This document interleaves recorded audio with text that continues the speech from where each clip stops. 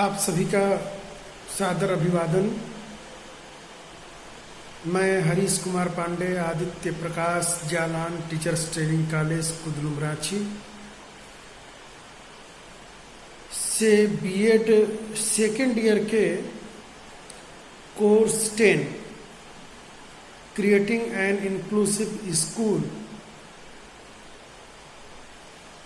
के ऑटिज्म की पहचान कैसे करें टॉपिक पर हम लोग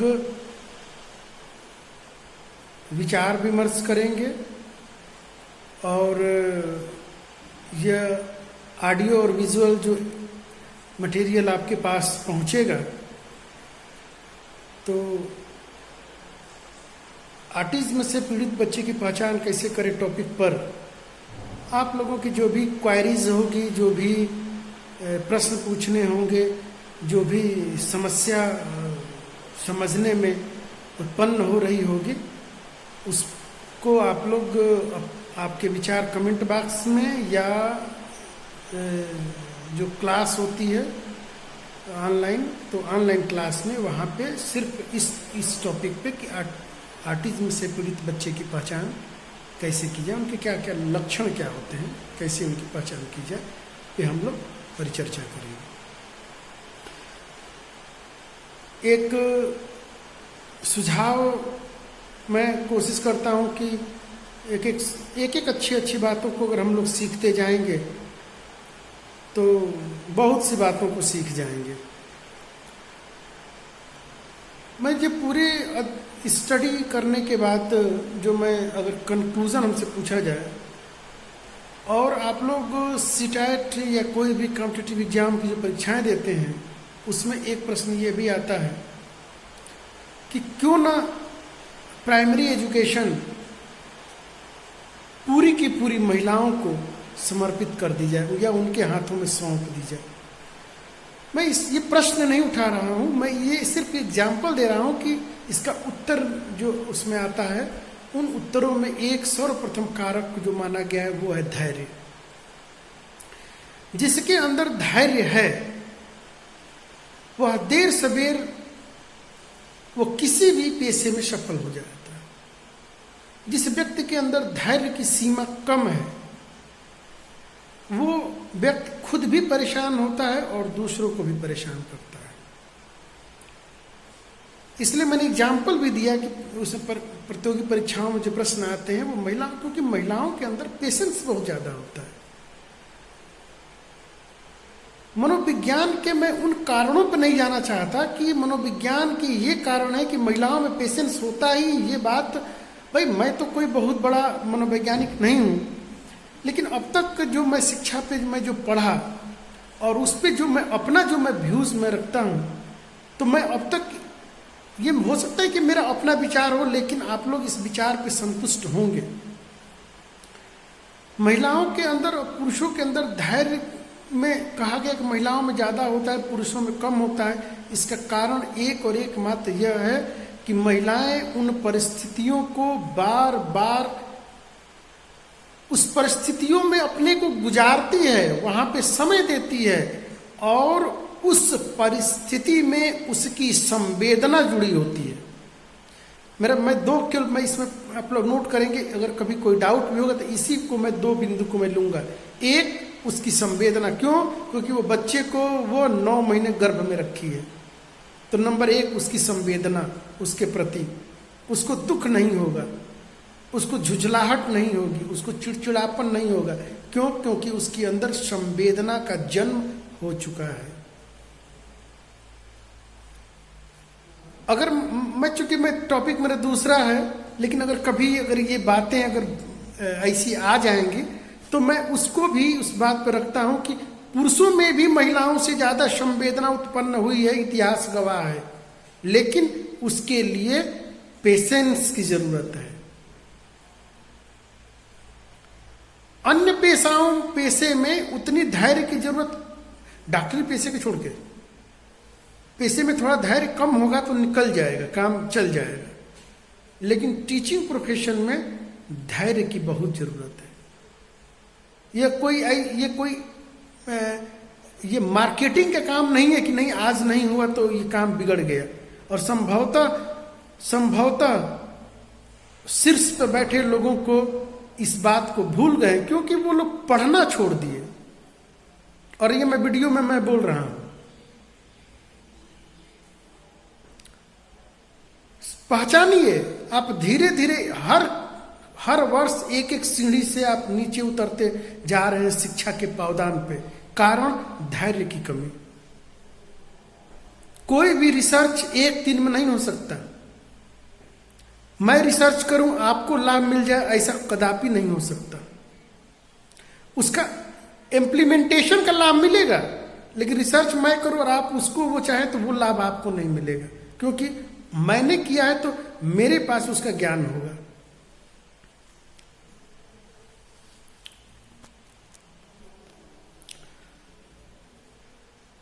तो इस बात पे चूंकि ये मैं भूमिका जो बना रहा हूं, जो ये मैं एक प्रस्तावना जो मैं तैयार कर रहा हूं, इसलिए कर रहा हूं कि इस पूरी की पूरी प्रस्तावना में केवल रिसर्च, ऑब्जर्वेशन और पेशेंस, क्योंकि ऑटिज्म की बालक को कैसे पहचाने, यहाँ पे बहुत ऑब्जर्वेशन और बहुत पेशेंस की जरूरत है। अगर अपना पेशेंस ना रहा और हमने ठीक ठीक ऑब्जर्वेशन नहीं किया और हमने परिणाम की घोषणा कर दी, तो वो परिणाम किसी के लिए भी सुखद नहीं होगा और परिवर्तन तो खैर बहुत दूर की बात है। तो ये मैंने एक संवेदना मैंने अपनी जाहिर की। तो जब शिशु जन्म लेता है तो सामान्य बालक और ऑटिज्म से पीड़ित बालक या जिनके अंदर वो सिम्टम आ चुके हैं या उत्पन्न हो रहे हैं, में शुरू की अवस्थाओं में बहुत अंतर माइन्यूट होता है, लेकिन ऑब्जर्वेशन से लोग उसको पहचान जाते हैं। आप लोग कभी अपने से, मैं हर बार एक कहता हूं कि आप लोग इस पे अपने से अनुभव इकट्ठा कीजिए। आप लोग, मैं ये बताते समय मैं चाहूं तो मैं पूरी की पूरी मैं बातों आपको रख दूं, लेकिन मैं चाहता हूं कि आप लोग अपने से पूछें। अपने घरों में जो बुजुर्ग होंगे, जो अनुभवी लोग होते हैं, बुजुर्ग में और अनुभवी होने में बहुत का अंतर है, सीखा जाता है। कुछ लोग ऐसी महिलाएं बुजुर्ग या थोड़ा प्रौढ़ होती हैं कि जो देख के और उन लक्ष्यों बता देंगे कि इनके साथ ये, ऐसी मैंने बहुत सी घटनाओं को जब अभी पढ़ाते पढ़ाते कई घटनाएं रिलेट होने लगती हैं तो याद स्मरण में आने लगते, अच्छा ऐसे ये लोग होते हैं। उनसे बड़े बड़े उम्र के लोग थे लेकिन वो पकड़ नहीं पाए, लेकिन वो सामान्यतः इसको पकड़ लिए। इसका मतलब कि उनका ऑब्जर्वेशन सही था, उनका अवलोकन सही था, उनका उस विषय के प्रति उनकी संवेदना बहुत अधिक थी। और जो संवेदनहीन होते हैं, सफलताएं और पे मिल जाए वो अलग, न मिले वो अलग की बात है, या मिल जाए वो अलग की बात है, लेकिन उनके द्वारा कही गई सार्थक परिणाम नहीं होंगे।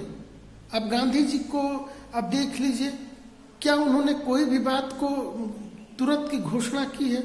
आप लोग वो घटना भी आप लोग प्रेरक प्रसंग में सुनाते हैं कि वो गुड़ बोला कि बापू बोल दीजिए मेरा बच्चा बहुत गुड़ खाता है, बोले कि इसको 10 दिन बाद लाना। 10 दिन बाद आए तो लाएगा तो बोले कि बेटा गुड़ न खाओ। तो बोले कि बापू उस दिन भी बोल सकते थे, तो बोले कि मैं खुद गुड़ खाता था तो मैं कैसे बोलूँ। और आजकल तो लोगों की यही कंडीशन है कि खुद खा रहे हैं तुरंत ही बोल देंगे। ये वास्तविकताएं हैं। खैर उस पर हम लोग समय विशेष पे अब फॉर्मल क्लास में हम लोग उस पर चर्चा करेंगे। तो हम लोग यहाँ पे इस बात को देखेंगे कि जो इसका पहला जो लक्षण है, तो जो जैसे कि बच्चा जब छोटा होता है और माँ जब उसके सामने उपस्थित हो, तो जो सामान्य बच्चा है वो माँ के चेहरे को वो देखता रहता है और देख के उसके एक्सप्रेशन को कि माँ हंस रही है, मुस्कुरा रही है, जैसे कि आंखें या नाराजगी में या नहीं, जैसे जैसे मुद्राएं, जो भी मुद्राएं बनती हैं, मुद्राएं तो प्रेम की होती हैं, लेकिन जो भी बनावटी जो भी मुद्राएं होती हैं, तो उसके आधार पे बच्चे का रिएक्शन होता है। इस बात को आप लोग भी अनुभव सभी लोग किए होंगे, यहाँ पे इस बात का नहीं कि नहीं किए होंगे। लेकिन जो ऑटिज्म से जो पीड़ित बच्चे होते हैं, जो बच्चे ऑटिज्म से पीड़ित होते हैं, वो जैसे कि माँ सामने उपस्थित है तो सामान्यतः बच्चे की माँ को देखते रहते हैं, आंखों में आंखें मिलाए रहते हैं, या मुस्कुराते हैं, या अपने हाथों को पैरों को चलाने लगते हैं, ऐसा होता है। लेकिन जो बच्चे ऑटिज्म से जो पीड़ित होते हैं वो सामान्यतः आई कांटेक्ट मिलाने से कतराते हैं, थोड़ा सा घबराते हैं, या वो आई कांटेक्ट स्थापित नहीं कर पाते हैं। तो सामान्यतः इसका एक ये लक्षण, ये किताबें ये बातें कह रही हैं, किताबों में है, और इस आधार पे हम लोग निकालते हैं। कई लक्षण हैं, लेकिन एक एक लक्षण है, मैं चाहूँगा कि एक एक लक्षण पे हम लोग थोड़ा सा, मैं चर्चा भी स्थापित इस पे मैं कर लूँगा। अच्छा, सामान्यतः जरा इस बात को अगर हम लोग देखें तो मैं इस बात को पाता हूँ कि जैसे कि हम लोग जहाँ से बिलोंग करते हैं तो हम लोग सामान्यतः इस बात को देखते हैं कि ऐसी प्रथा है या ऐसे एक कल्चर डेवलप किया गया कि हम लोग आई कांटेक्ट मिलाते ही नहीं हैं। आई कांटेक्ट मिलाने से घबराते हैं। विशेष तौर से जो ग्रामीण परिदृश्य के भी बच्चे होते हैं, एक वहाँ पे, और दूसरी जो बात होती है वो, तो मैं इस बातों का खंडन नहीं कर रहा हूँ, लेकिन ऐसा ना हो कि इसको कहने में जल्दीबाजी हो जाए। जैसे कि हम बहुत सी बातों को इस बात में देखते हैं कि आप लोग इस बात को सुने होंगे कि मैं जब बैठता हूँ तो मेरा लड़का मेरे सामने नहीं बैठता है। अगर जिस पिताजी कुर्सी पर बैठे हों तो उनका बच्चा वहाँ पे बैठ नहीं सकता, वो खड़ा ही रहता है। ऐसी प्रथाएं मैं तो देखा हूँ, मैं तो झेला भी हूँ, और अभी भी हैं, अभी भी ठीक मास में है। स्पेसिफिक क्या कहा जाए, मास में है। तो यहाँ पे मैं इस बात पे भी एक होता है कि भाई अगर इस प्रकार के अगर इफेक्ट बन गए हैं, अगर 2-3 पीढ़ियाँ इसमें गुजर गई हैं, 2-3 बातें परंपराएं इसमें गुजर चुकी हैं, तो वो जीन में आ जाता है। मैं देखा हूँ कि जेनेटिक हो जाता है। अभी भी बहुत से लोग होते हैं कि बहुत होते हैं, लेकिन आँख मिलाना ये कहीं ना कहीं थोड़ा सा, इस पर आगे मैं एक अभी थोड़ा और आगे बीतेगा तो मैं परिचर्चा इस पर करूँगा। लेकिन यहाँ पे एक लक्षण, दूसरा ये लक्षण हुआ, और दूसरा लक्षण हुआ कि जो सामान्य बच्चे जो होते हैं वो आवाज़ों को सुनने के बाद खुश होते हैं। जैसे कि किसी अपने परिचित की आवाज़ हो, अपने माँ की आवाज़, अपने पिताजी की आवाज़, या अपने भाई बहन की जो आवाज़ होती है उस पर उसकी एक प्रतिक्रिया होती है, खुशी की प्रतिक्रिया होती है, काफ़ी खुश हो जाते हैं, उनका मूवमेंट खुशी का होता है। लेकिन जो बच्चे ऑटिज्म से जो पीड़ित होते हैं वो सामान्यतः, परंतु जो बच्चे ऑटिज्म से पीड़ित होते हैं वो सामान्यतः जो आवाज़ उत्पन्न होती है उस पर वो ध्यान नहीं देते हैं। ध्यान न देने का मतलब उनका उस आवाज़, जैसे जो आवाज़ उत्पन्न हुई तो उनके मस्तिष्क में जो सूचित करती है जो बातें, वो वहाँ पे वो कहीं ना कहीं उसको क्लिक नहीं कर रहा है, कहीं ना कहीं वो आवाज़ को अनसुना कर दे रहा है। या उसके लिए अब चूंकि इतना छोटा बच्चा है कि ये कहना कि अनसुना कर दे रहा है ये भी नहीं है, लेकिन वो आवाज़ पे कोई विशेष अपना कोई रिएक्शन नहीं देता है। तो इसका मतलब होता है कहीं ना कहीं ये प्रॉब्लम है कि अगर समानता बच्चे ऐसा करते हैं, तो जैसे कि समानता बच्चे, जैसे कि जो मन में पहला लक्षण था कि भाई आई कांटेक्ट समानता बच्चे करते हैं। अगर कोई बच्चा आई कांटेक्ट करने में घबरा रहा है या किसी प्रकार की ऐसी दिक्कत आ रही है या लंबे समय तक नहीं कर पा रहा है, बहुत लंबे समय तक ऑब्जर्वेशन किया जाए, लंबे समय तक, इसको महीनों 2 महीने 6 महीने तक ले चलिए, इतना जल्दीबाजी करने की जरूरत नहीं है। 1 महीना तो कम से कम पीरियड होना ही चाहिए। ऑब्जर्वेशन कीजिए ठीक तरीके से। उसके बाद दूसरा होगा भाई कोई आवाज़ हो रही है, जैसे कि अटेंशन की आवाज़ हुई या कोई चीज़ उसको बोला गया या कोई क्रिया, छोटा बालक है मुंह खोलो, ऐसे कोई बात कही गई, उस पर उसका कोई मतलब नहीं, वो ध्यान नहीं जा रहा है, वो अपने को अटेंशन नहीं कर पा रहा है, तो और बार बार नहीं कर पा रहा है, तो कहीं ना कहीं समथिंग प्रॉब्लम। तो ये हो गया।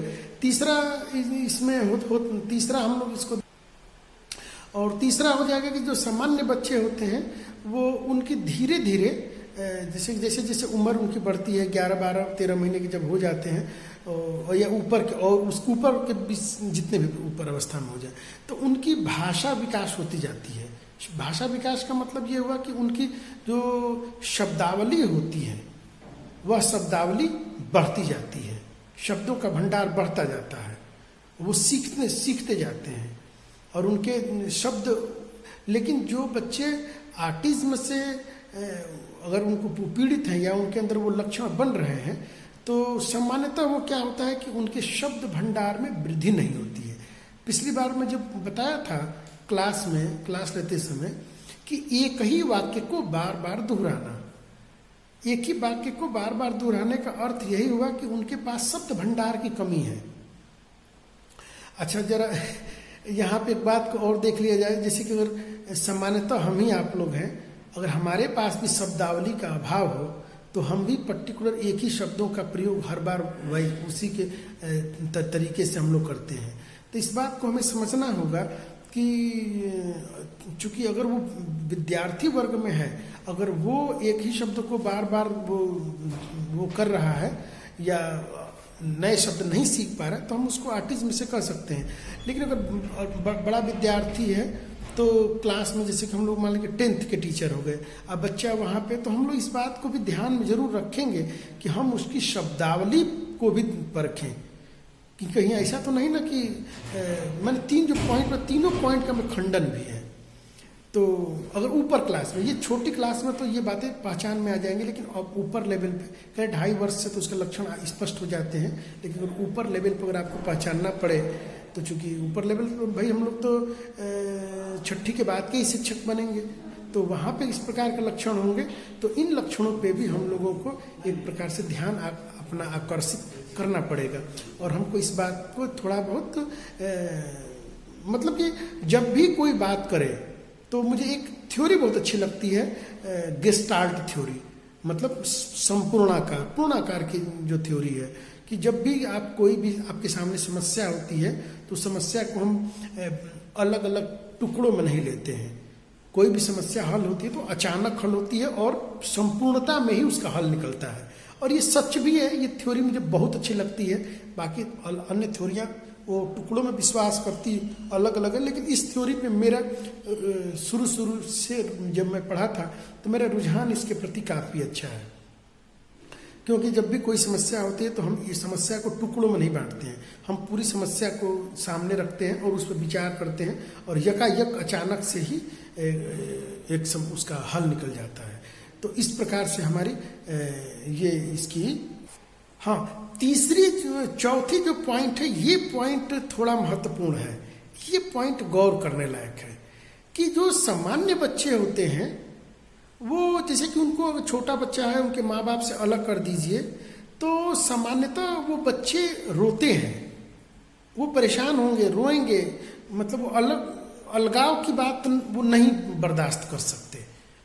लेकिन जो बच्चे ऑटिज्म से कहीं ना कहीं अगर वो पीड़ित होते हैं या उनके अंदर इस प्रकार के सिम्टम डेवलप हो गए हैं, तो उनमें इस प्रकार के लक्षण पाए जाते हैं कि उनको माँ से अलग भी कर दिया जाए या पेरेंट्स से अलग भी कर दिया जाए तो वो परेशान नहीं होते या बहुत ज़्यादा परेशान नहीं होते। उनके ऊपर ऐसा लगता है कि जैसे कि कोई प्रभाव नहीं पड़ रहा है, जबकि ये नैसर्गिक प्रक्रिया से हट के है।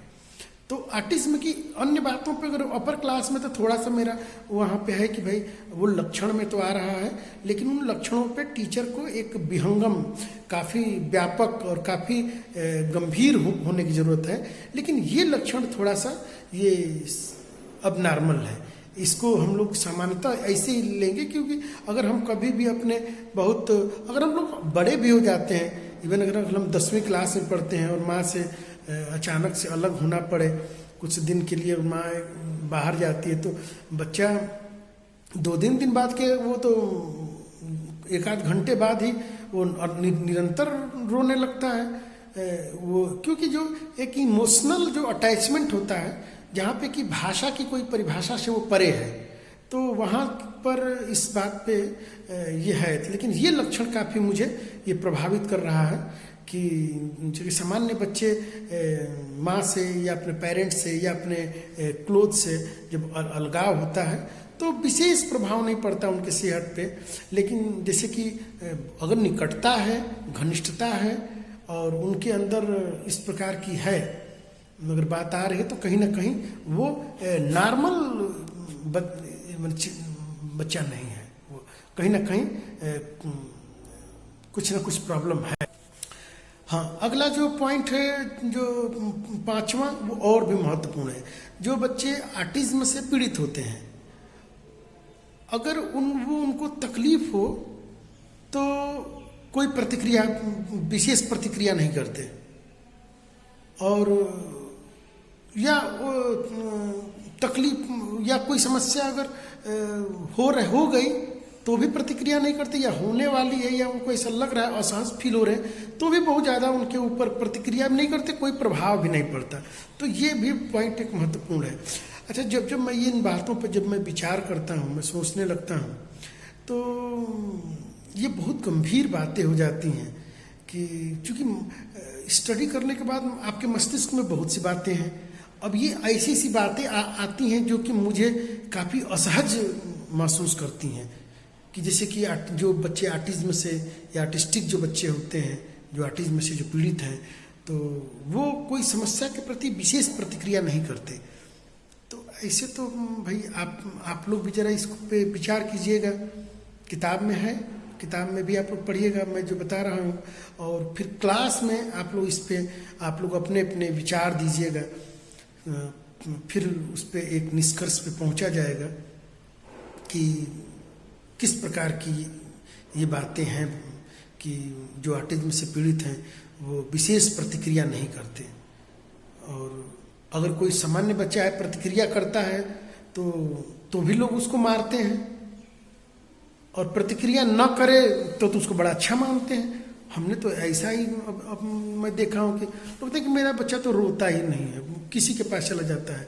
अरे तो उसके लक्षण को, इसके लक्षण को मैं देखता हूँ तो मैं तो घबराने लगता हूँ भाई कि भाई ये तो बड़ा अजीब सी बात हो जाती है।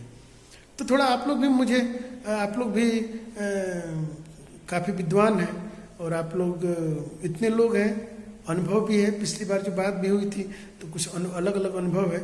तो इसको एक कोई जरूर ऐसी रेखा होगी जिसको बांटती होगी, जहाँ पे हम लोग एक आम बन जाए, क्योंकि जैसे जैसे कोई घटनाएं घटती है ना तो पता नहीं क्यों एक मेरा जो अपना स्टडी करके जो मैं अपना एक ओपिनियन रखता हूँ और अन्य के ओपिनियन में थोड़ा मुझे बड़ा, जब मैं रिसर्च करता हूँ बड़ा अंतर आने लगता है, तो थोड़ा सा इसलिए मुझे रुकना पड़ गया।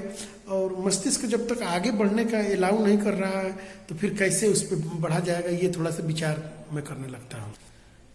अगला जो 6ठा पॉइंट है, तो सामान्य बच्चे जब कि कभी उनके अपने परिचित या उनके अपने करीबी लोग या उनके जो निकट में जो लोग होते हैं वो मिलने पे वो उनसे मुस्कुरा के मिलते हैं, हंसते हैं, मुस्कुराते हैं या उनके साथ अपनी प्रतिक्रिया करते हैं।